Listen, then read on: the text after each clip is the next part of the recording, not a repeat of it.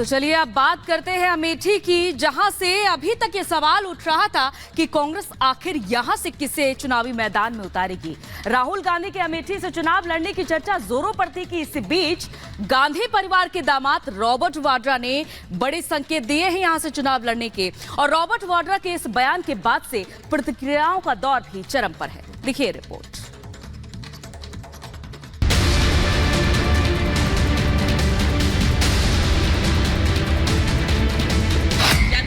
हमारी सेवा को देखा, जाना, परखा और पुनः हम पर विश्वास किया।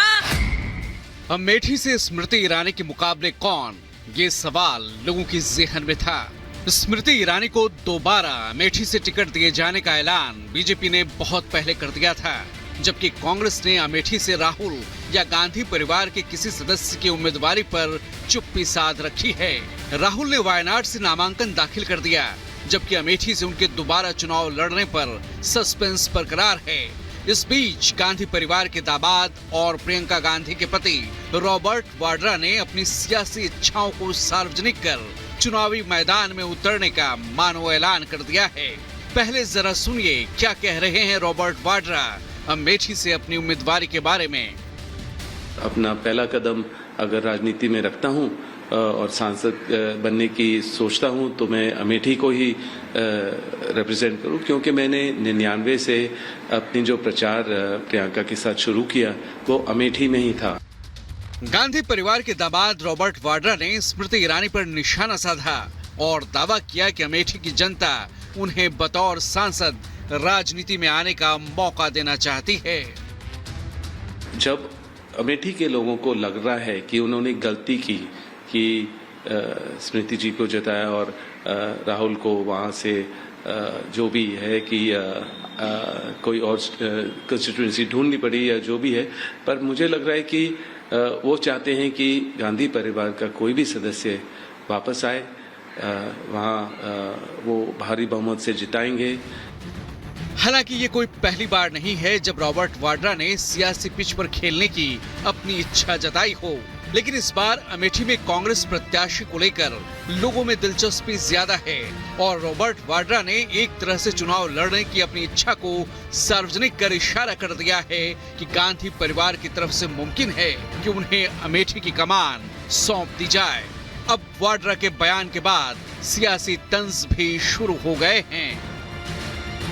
रॉबर्ट वाड्रा ने अब इच्छा जताई है कि वो भी चुनाव लड़ना चाहते हैं, क्योंकि जमीनों से उनका विशेष जुड़ाव है। तो अभी जमीनी नेता के आने से कांग्रेस पार्टी की जमीन कितनी मजबूत होगी ये तो वक्त बताएगा, लेकिन हम स्वागत करेंगे, क्योंकि ऐसे भ्रष्टाचारियों को पराजित करने में एक अलग प्रकार का सुख अनुभव होता है। ऐसे भ्रष्टाचारियों के लिए अब लोकतंत्र में कहीं कोई स्थान नहीं होगा और ये मुंह की खाएंगे। ये आ जाएंगे तो और भी गलत दिशा में ही पार्टी जाएगी। फिर भी अब मैं कांग्रेस पार्टी में नहीं हूं और कांग्रेस पार्टी किसको मौका देती है और किसको चुनाव लड़ाती है और किसकी वजह से पार्टी का फिर से रिवाइवल होगा, ये अब कांग्रेस पार्टी को तय करना है। मैं कुछ नहीं कहूंगा। मैंने पिछले 20 वर्षों में बहुत कुछ देखा है, भोगा है, और मेरा ऐसा मानना है कि अब पार्टी पूरी तरह से एकदम से बीमार हो चुकी है। रॉबर्ट वाड्रा के चुनाव लड़ने के संकेतों के बाद बीजेपी और जेडीयू ने परिवारवाद के मुद्दे पर कांग्रेस को घेरा है। देखिए, रॉबर्ट वाड्रा ने जो कहा, एक बात तो बहुत स्पष्ट है कि ये परिवारवाद से बाहर निकल ही नहीं सकते। अब देखो रॉबर्ट क्या बोल रहे हैं जी कि मेरे से उम्मीद करते हैं। फिर भी तुम क्या हो, तुमसे उम्मीद करते हैं? गांधी परिवार के दामाद होने के अलावा तुम्हारे पास ऐसा कौन सा सर्टिफिकेट है जिस तुमसे लोग उम्मीद करते हैं? तो बहुत स्पष्ट है ये लोग परिवार से बाहर जा नहीं सकते। रॉबर्ट वाड्रा जी भी गांधी नेहरू परिवार के माननीय सदस्य हैं। उनके उम्मीदवारी के बाद ये जो सैकड़ा है परिवारवाद का, ये पूरा हो जाएगा। मैं चाहता हूं कि वो वहां से चुनाव लड़े। राहुल गांधी के वायनाड से नामांकन भरने के बाद स्मृति ईरानी कांग्रेस अमेठी उम्मीदवार पर सवाल उठा रही थी। स्मृति ने तो वायनाड जाकर भी राहुल के खिलाफ प्रचार का मोर्चा खोल दिया, लेकिन राहुल गांधी अभी तक अमेठी से चुनाव लड़ने या नहीं लड़ने को लेकर खामोश हैं। अब वाड्रा के ऐलान के बाद सवाल ये है, क्या अमेठी में स्मृति के खिलाफ मैदान में उतरने से डर गए हैं राहुल? दरअसल 2019 के लोकसभा चुनाव में राहुल को स्मृति ईरानी ने 55,000 वोटों से मात दी थी। इंडी गठबंधन में कांग्रेस यूपी की 17 सीटों पर चुनाव लड़ रही है, जिनमें अमेठी और रायबरेली भी शामिल हैं। लेकिन दोनों जगहों से उम्मीदवार के नाम पर सस्पेंस बरकरार है। Bureau report, Republic Bharat.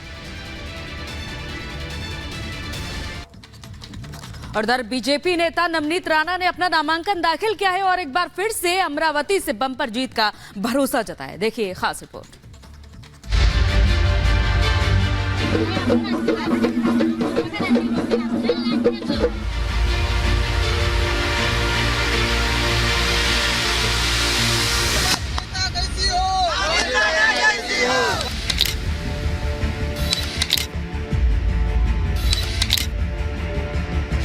मंडली जमी है अमरावती के आदिवासी इलाके में। लोग हैं और साथ में प्रतिनिधित्व करने वाली नेत्री नवनीत राणा। वही नवनीत राणा जो हनुमान चालीसा के मुद्दे पर उद्धव को चुनौती दी थी, इस बार भगवा बांधकर उद्धव को अमरावती से चुनौती देने पहुंची हैं। मुझे लगता है राजनीति करने के लिए नहीं, पर लोगों की सेवा करने की अगर मानसिकता हो तो समय निकालना नहीं पड़ता है, पूरा समय उन लोगों के लिए देना पड़ता है। मैं आप लोगों के बीच हमेशा रहती हूँ ना, हमेशा आती हूँ ना, मेलघाट होली करती हूँ ना हर साल, हर बार आप लोगों के बीच में रहती हूँ ना। मैं आप लोगों के लिए नहीं हूँ। नवनीत बहन है ना, आपकी बेटी है ना मेलघाट की। नवनीत के पहुंचने पर लोगों में उत्साह है, उमंग है। लोगों को देखकर नवनीत एक बार फिर जीतने का दावा कर रही हैं। लेकिन अमरावती के वोट समीकरण को देखें तो अमरावती में दलित वोटरों का दबदबा है। करीब 3.5 लाख दलित वोटर्स हैं। वहीं एसटी वोटर्स की संख्या 2.5 लाख है। जहां तक बात मुस्लिम वोटर्स की तो 3.5 लाख मुस्लिम वोटर्स हैं।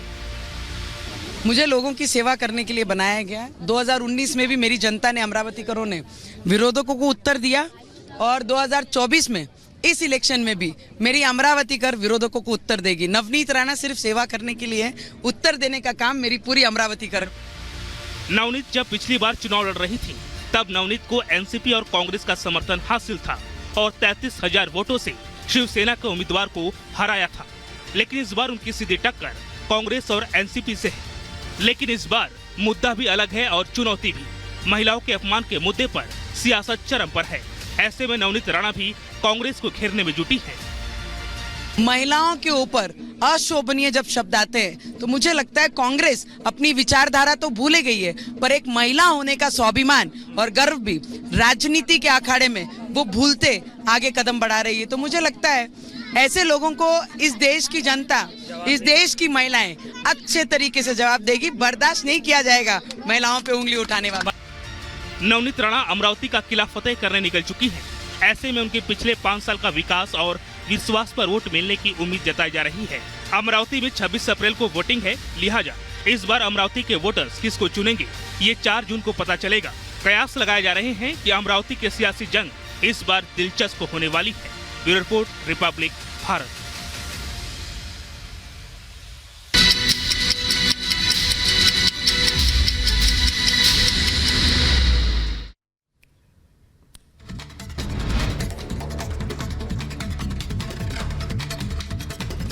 खबरों की शुरुआत करते हैं हिमाचल प्रदेश के चंबा में भूकंप के तेज झटके रिक्टर स्केल पर 5.3 मापी गई तीव्रता। लोग घरों से निकले बाहर। चंबा में आए भूकंप से लोगों में दहशत, लोगों में दिखी दहशत। दुकान और मकान से बाहर आए लोग।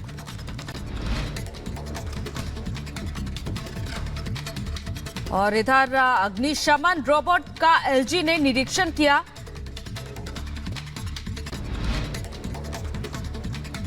गाजियाबाद में क्रॉकरी के गोदाम में लगी भीषण आग। गोदाम में आग से मची अफरा तफरी। दमकल की 12 गाड़ियां आग बुझाने में जुटी। यूपी के बांदा में कार और ऑटो के आमने सामने भिड़ंत हुई। हादसे में एक महिला की मौत, एक शख्स गंभीर रूप से घायल।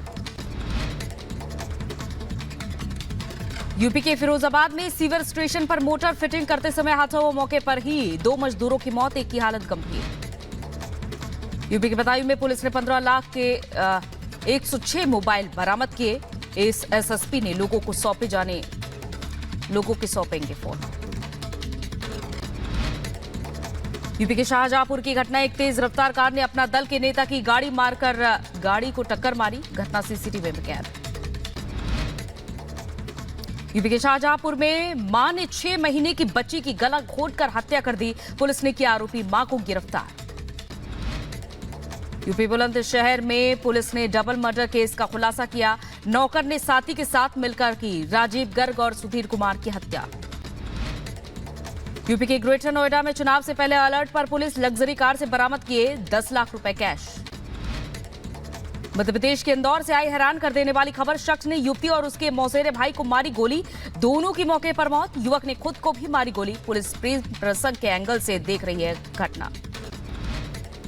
जम्मू कश्मीर के पुंछ में लोकसभा चुनाव को लेकर जोर शोर से हो रही है तैयारी। जिले के विभिन्न निर्वाचन क्षेत्र में लाई गई हैं ईवीएम मशीनें।